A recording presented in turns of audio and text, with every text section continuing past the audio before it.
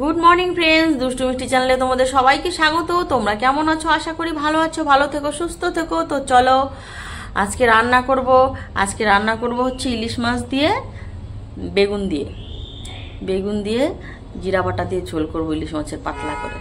তো চলো রান্না বসিয়ে দেওয়া যাক। তো যাই হোক, গ্যাসটা অন করে নেই, কড়াইটা বসিয়ে দিই, তারপরে মাছটাকে ভেজে নেব। সেই মাছের তেলে আবার বেগুনটা ভেজে নেব। তো কড়াইটা গরম হয়ে গেছে, এবার আমি কড়াইতে দিয়ে দেবো সরষের তেল।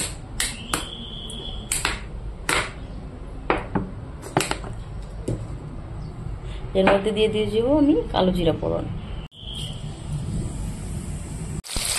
তো মাছটা আমি ভাজার জন্য বসিয়ে দিয়েছি, হালকা করে ভেজে নেব। তো মাছ ভাজাটা আমি নামিয়ে ফেলেছি। দেখো মাছটা সামনের দিকে একটু ভেঙে, ওটা কাটার সময় হচ্ছে গন্ডগোল করে কেটে দিচ্ছিল, ভেসে দিয়ে কেটে গেছিলো।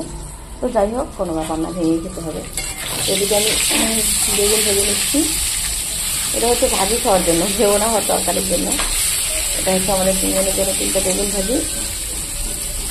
এই মাছ ভাজার তেলে আমি বেগুনটাকে ভেজে নেব। তো দেখো বেগুন ভাজাটা হয়ে গেছে, বেগুন ভাজাটা এবার নামিয়ে নিব। তারপরে আমি তরকারি বেগুনটাকে ভেজে নেব। এই জন্য তরকারি বেগুনটা আমি বসিয়ে দিয়েছি, তরকারি বেগুনটাকে ভেজে নেব। আর এদিকে আমি শিলনোড়ায় লঙ্কা একটু নিয়েছি, মাছের ঝোলের জন্য শিলনোড়ায় একটু কাঁচা লঙ্কা পেস্ট করে নেব, বেটে নেব।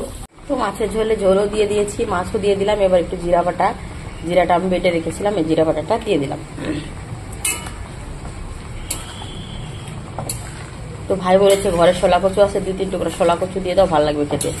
তাই আমি ওর কথা মতোই শোলা কচু দিয়ে দিলাম 3-4 টুকরা। দেখি কেমন লাগে খেতে। খেয়ে ভালো লাগলে তারপরে তোমাদের সঙ্গে একদিন শোলা কচু দিয়ে ইলিশ মাছের ঝোল রেসিপি শেয়ার করব।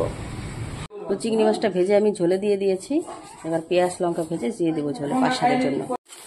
তো পাঁচ শাকটা একটু ভেজে নেব, কালো জিরা ফোড়ন দিয়ে দিয়েছি। তারপরে যে জলটা বয়েল করে রেখেছি সেটা ঢেলে দেবো। তো পাঁচ শাকের ঝোলটা হয়ে গেছে, এবার আমি নামিয়ে দেবো। আর চচ্চড়িটা মোটামুটি হয়ে গেছে, এবার ভেজে রাখা মাছটা আমি চচ্চড়িতে দিয়ে দেবো। তো দেখো মাছটা ভেজে রেখেছি, দিয়ে দিলাম। আজকে খুবই সিম্পল রান্না, শুধু বেগুন ভাজি আর বেগুন কচু দিয়ে ইলিশ মাছের পাতলা ঝোল জিরে বাটা দিয়ে, ব্যাস আজকের রেসিপি এতটুকুই।